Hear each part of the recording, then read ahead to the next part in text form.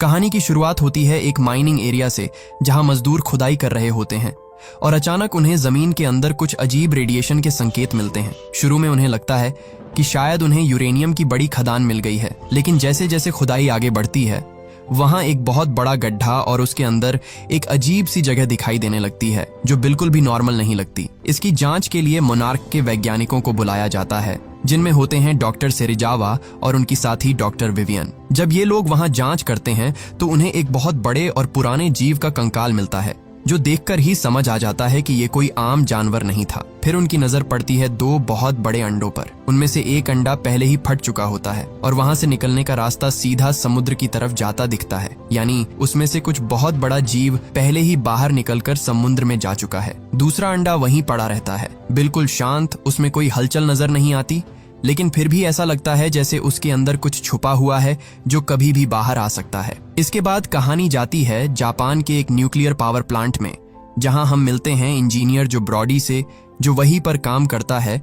वह अपने साथी से कहता है कि वह प्लांट को आगे चलाने की परमिशन नहीं दे सकता, क्योंकि उसे अंदर से कुछ अजीब सी हलचल महसूस हो रही है जो बिल्कुल भी नॉर्मल नहीं है। लेकिन उसकी बात कोई सीरियस नहीं लेता, इसलिए वह खुद ही सच्चाई पता लगाने का फैसला करता है। उसकी वाइफ सैंड्रा भी उसी प्लांट में काम करती है और दोनों मिलकर प्लांट के बेसमेंट में जाकर उस अजीब हलचल का कारण जानने की कोशिश करते हैं।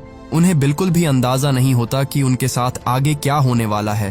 तभी अचानक प्लांट के अंदर बहुत तेज हलचल शुरू हो जाती है, जैसे कोई भूकंप आ गया हो। चारों तरफ कंपन बढ़ने लगता है और सब कुछ कंट्रोल से बाहर जाने लगता है, जो तुरंत अपनी वाइफ से संपर्क करने की कोशिश करता है और उसे कहता है कि जितनी जल्दी हो सके वहां से बाहर निकलो, क्योंकि अगर बेसमेंट में जमा रेडिएशन बाहर आ गया तो पूरा शहर तबाह हो सकता है। रेडिएशन लगातार बढ़ रहा होता है, इसीलिए जो खुद भागकर बेसमेंट के एंट्री गेट तक पहुंचता है और सैंड्रा का इंतजार करने लगता है। अंदर उसकी वाइफ और बाकी लोग बाहर निकलने की पूरी कोशिश कर रहे होते हैं, लेकिन रेडिएशन इतनी तेजी से फैल रहा होता है कि हालात और भी खराब हो जाते हैं। आखिर एक ऐसा वक्त आता है जब जो के पास कोई और रास्ता नहीं बचता। अगर वह गेट खुला रखता है तो रेडिएशन बाहर निकलकर पूरे शहर को बर्बाद कर देगा। मजबूरी में वह भारी दिल से गेट बंद कर देता है, जबकि उसकी वाइफ और बाकी लोग उसी के अंदर रह जाते हैं। कुछ ही पलों में पूरा प्लांट तबाह हो जाता है। ये सब कुछ उनका छोटा बेटा फोर्ड अपने स्कूल से देख रहा होता है। उसके सामने उसकी माँ की मौत हो जाती है और उसी दिन से वह अपने पिता को इसका जिम्मेदार मानने लगता है, क्योंकि उसे लगता है कि अगर उसके पिता प्लांट को बंद नहीं करते तो शायद उसकी माँ वह मारी नहीं जाती। इसके बाद कहानी 15 साल आगे बढ़ती है।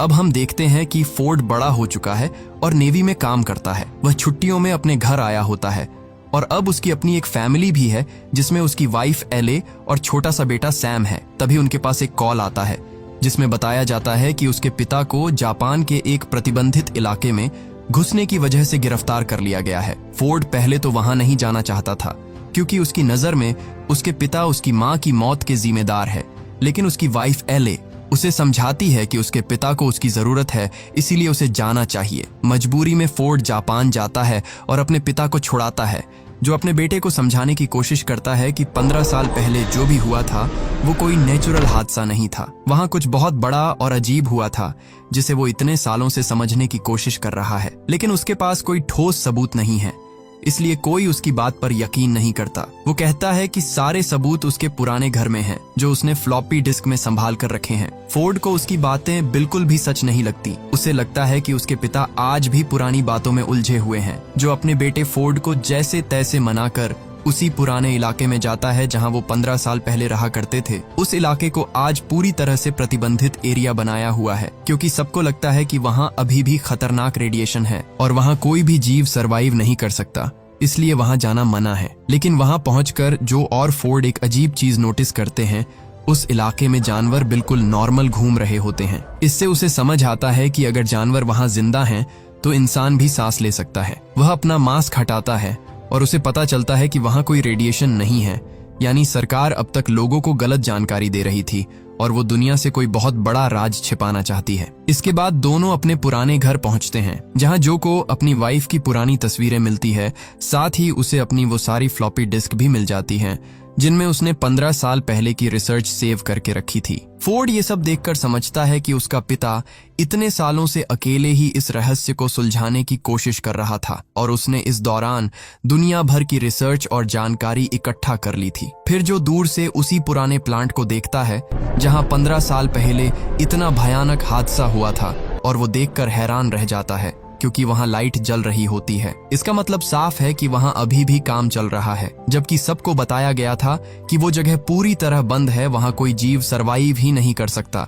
जो को इस बात की बिल्कुल जानकारी नहीं थी, इसलिए उसे शक होता है कि वहां कुछ गलत चल रहा है। तभी अचानक कुछ लोग आकर जो और फोर्ड को पकड़ लेते हैं और उन्हें उसी प्लांट के अंदर ले जाया जाता है। वहां उनकी मुलाकात होती है डॉक्टर सेरेजावा से, जो उस प्रोजेक्ट को संभाल रहे होते हैं, जो उन्हें समझाने की कोशिश करता है कि 15 साल पहले जो हादसा हुआ था वो कोई आम एक्सीडेंट नहीं था। उसने खुद उस अजीब हलचल को महसूस किया था जो कि बिल्कुल भी नेचुरल नहीं थी, लेकिन तब किसी ने उसकी बात पर यकीन नहीं किया। जो बोल ही रहा होता है तभी कहानी का बड़ा राज सामने आता है कि उस प्लांट के अंदर एक विशाल ककून रखा हुआ है। ककून का मतलब होता है एक तरह का खोल या कवच जिसमें कोई जीव अपने अगले रूप में बदलने के लिए खुद को बंद कर लेता है।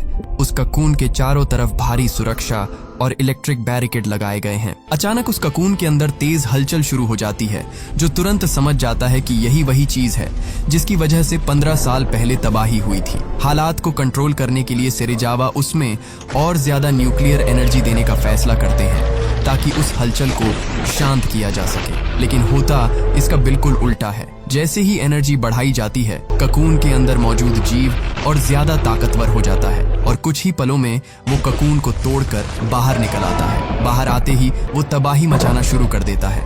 वहां मौजूद सारी फोर्स उसे रोकने की कोशिश करती है, लेकिन वो एक एक करके सबको खत्म करने लगता है। चारों तरफ अफरा तफरी मच जाती है। लोग अपनी जान बचाने के लिए भागने लगते हैं, लेकिन कोई भी उसे रोक नहीं पाता। तभी पता चलता है कि वो एक म्यूटो है, यानी एक ऐसा खतरनाक प्राचीन जीव जो लाखों सालों से धरती के अंदर छुपा हुआ था, जो रेडिएशन यानी न्यूक्लियर एनर्जी को खाकर जिंदा रहता है। और जब उसे सेरेजावा ने उसे और ज्यादा न्यूक्लियर एनर्जी दी तो वह अपने असली रूप में आ गया, यानी जिंदा हो गया।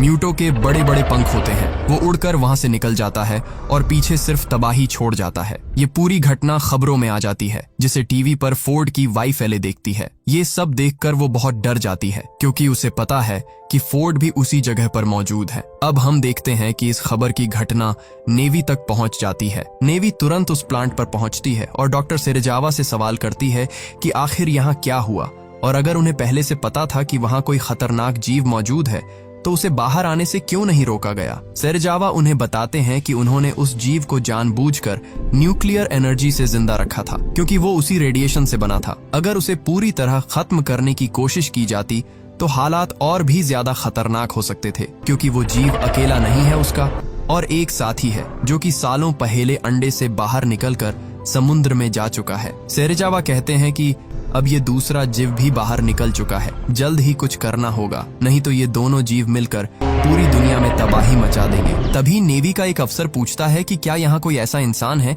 जो इस मामले को पहले से समझता हो, क्योंकि उन्हें एडमिरल के सामने पेश होना है और जवाब देना है। सेरेजावा जो की डेड बॉडी की तरफ इशारा करते हैं। दरअसल उस खतरनाक म्यूटो ने कई लोगों को मार दिया था, उसमें जो भी होता है, और जो ही एक ऐसा इंसान था जिसने 15 साल पहले भी यही सब कुछ होते हुए देखा था। इसके बाद सभी लोग एडमिरल के पास पहुंचते हैं, जहां इस पूरे मामले पर चर्चा शुरू होती है। साथ में जो के बेटे फोर्ड को भी ले जाया जाता है। एडमिरल गुस्से में पूछता है कि जब उन्हें इस खतरे की जानकारी थी तो इसे पहले छुपाया क्यों गया। फिर फोर्ड से पूछा जाता है कि क्या उसके पिता ने इस बारे में कभी कुछ बताया था। फोर्ड कहता है कि वो अपने पिता की बातों पर कभी विश्वास नहीं करता था, लेकिन हाँ, वो हमेशा कहते थे कि यहाँ कोई ऐसी चीज है जो उनसे संपर्क करने की कोशिश कर रही है। ये सुनकर वहां मौजूद सभी लोग समझ जाते हैं कि फोर्ड के पिता जिस चीज की बात कर रहे थे वो कोई इंसान नहीं बल्कि एक रहस्यमयी और खतरनाक जीव था जो अपने ककून के अंदर छिपा हुआ था और वहीं से सिग्नल भेज रहा था। अब फोर्ड अपने घर वापस जाना चाहता है, क्योंकि वो जानता है कि उसकी वाइफ को उसकी चिंता हो रही होगी। वह अपनी वाइफ एले को फोन करके बताता है कि वह ठीक है और जल्द ही घर लौट रहा है।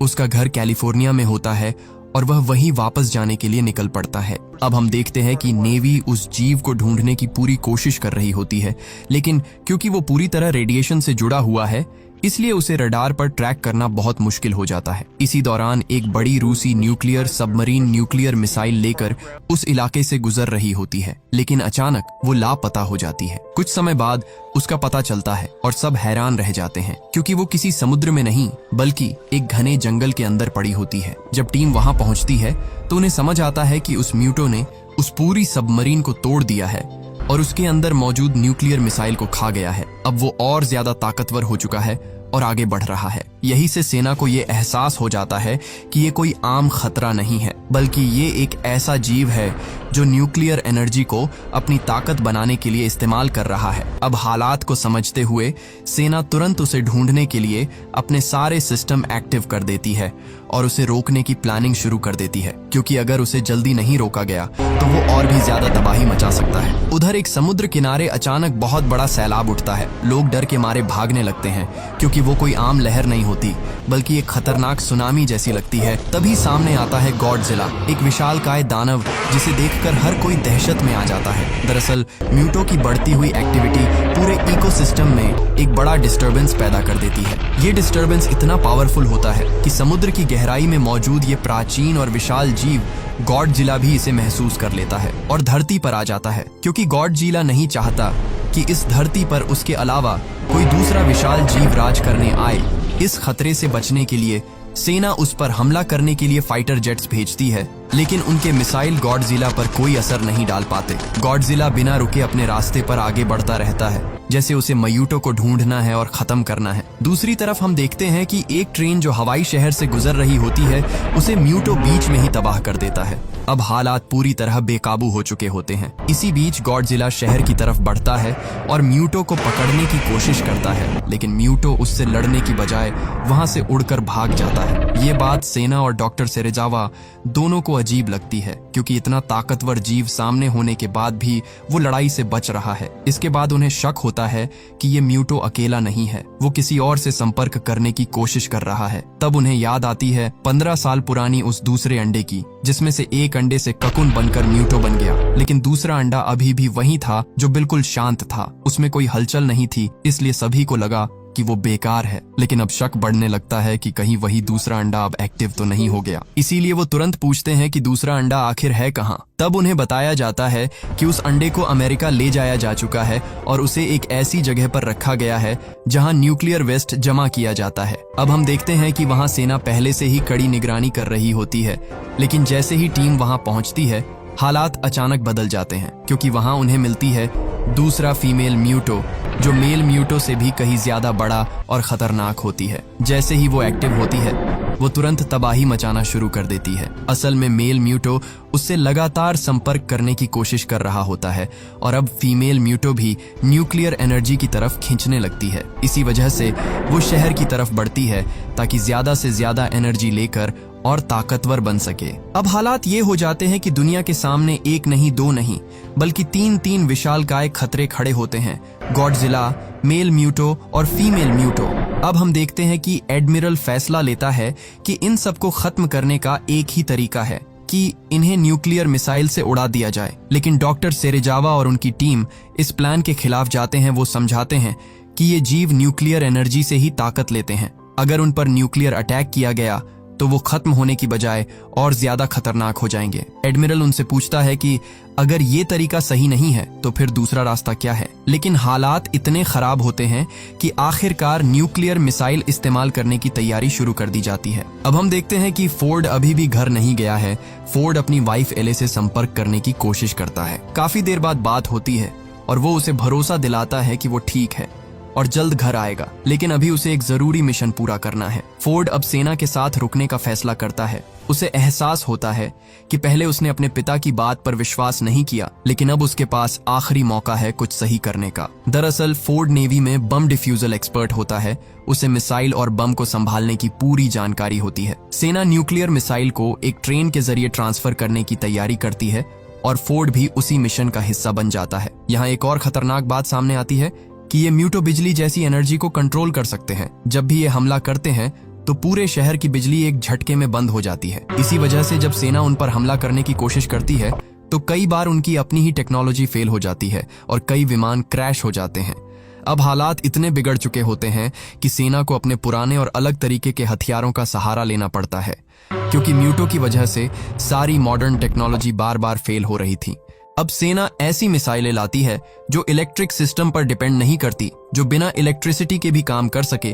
सेना को भरोसा होता है कि अगर ये मिसाइल सही जगह पहुंच गई तो म्यूटो को खत्म किया जा सकता है। अब हम देखते हैं कि उधर फीमेल म्यूटो न्यूक्लियर एनर्जी की तलाश में भटक रही होती है और आखिरकार उसे वो ट्रेन मिल जाती है जिसमें न्यूक्लियर मिसाइल ले जाई जा रही होती है। वो ट्रेन पर हमला कर देती है और पटरी तोड़ देती है। हमले के बाद तीनों मिसाइल अलग अलग हो जाती हैं। एक गहराई में पानी के अंदर चली जाती है, दूसरी फीमेल म्यूटो अपने साथ ले जाती है और तीसरी सतह पर गिर जाती है। इस पूरे हादसे में ट्रेन में मौजूद ज्यादातर लोग मारे जाते हैं। थोड़ी देर बाद सेना वहां पहुंचती है और बचे हुए लोगों को ढूंढती है। उसी में फोर्ड भी जिंदा मिल जाता है और उसे अस्पताल ले जाया जाता है। अब सेना के पास बस एक ही उम्मीद बचती है, वो तीसरी मिसाइल जो अभी भी इस्तेमाल की जा सकती है। इसी बीच दोनों म्यूटो कैलिफोर्निया की तरफ बढ़ने लगते हैं। हालात इतने खतरनाक हो जाते हैं कि पूरे शहर को खाली कराया जाने लगता है। लोग जल्दी जल्दी गाड़ियों में बैठकर शहर छोड़ने लगते हैं। फोर्ड की वाइफ एले भी अपने बेटे सैम को मजबूरी में वहां से भेज देती है ताकि वो सुरक्षित रह सके।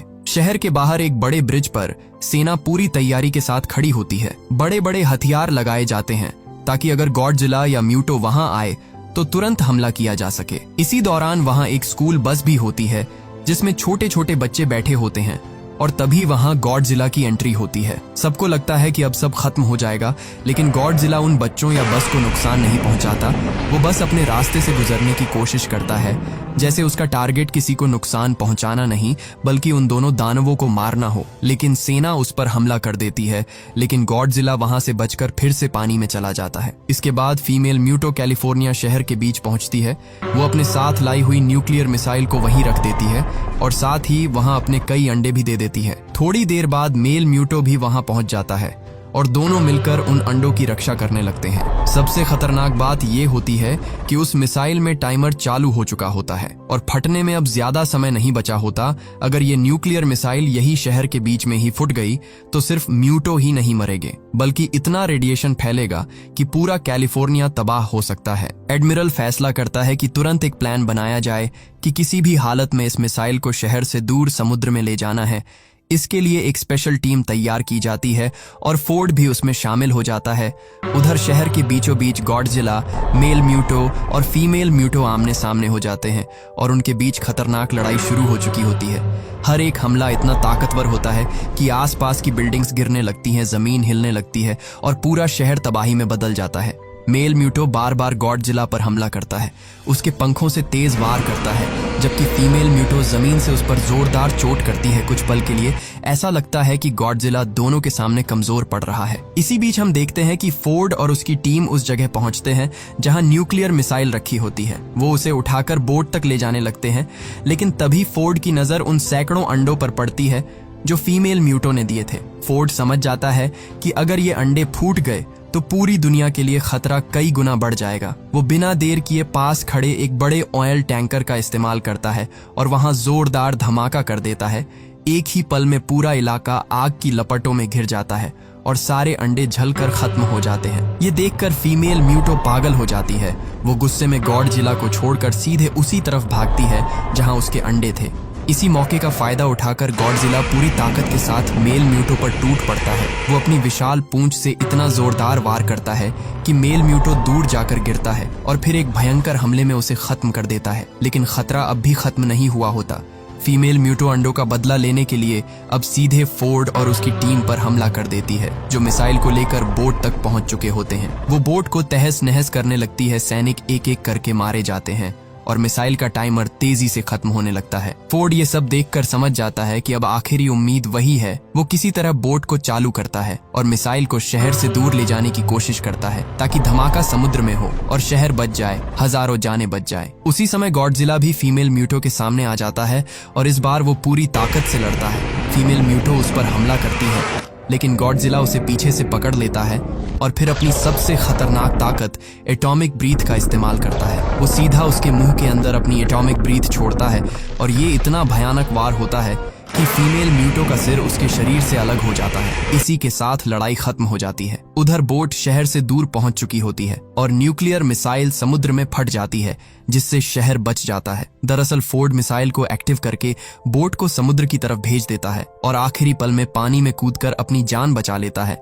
आखिर में फोर्ड एक राहत कैंप में पहुंचता है, जहां उसे अपनी वाइफ एले और बेटा सैम मिल जाते हैं। उनका परिवार फिर से एक हो जाता है। अगली सुबह शहर पूरी तरह तबाह हो चुका होता है और गॉडजिला जमीन पर गिरा हुआ होता है। सबको लगता है कि वो मर चुका है, लेकिन तभी वो धीरे धीरे उठता है, एक जोरदार गर्जना करता है और फिर समुद्र की ओर वापस चला जाता है, जैसे उसने अपना काम पूरा कर लिया हो। लेकिन कहानी यही खत्म नहीं होती, क्योंकि ये तो बस शुरुआत थी। अब जब दुनिया को पता चल चुका है कि ऐसे और भी विशालकाय जीव मौजूद है, तो आगे क्या होगा? क्या गॉडजिला समुद्र की गहराइयों से फिर वापस आएगा, या इस बार म्यूटो से भी बड़ा खतरा सामने आएगा? ये जानने के लिए हमें इस कहानी का अगला पार्ट देखना होगा। अगर आप इस कहानी का पार्ट 2 देखना चाहते हो तो कमेंट बॉक्स में जरूर लिखना पार्ट 2। और हमारे साथ हमेशा ऐसे ही जुड़े रहने के लिए आप हमारे चैनल द योगी को सब्सक्राइब कर लीजिए। जल्द मिलेंगे अगले वीडियो में।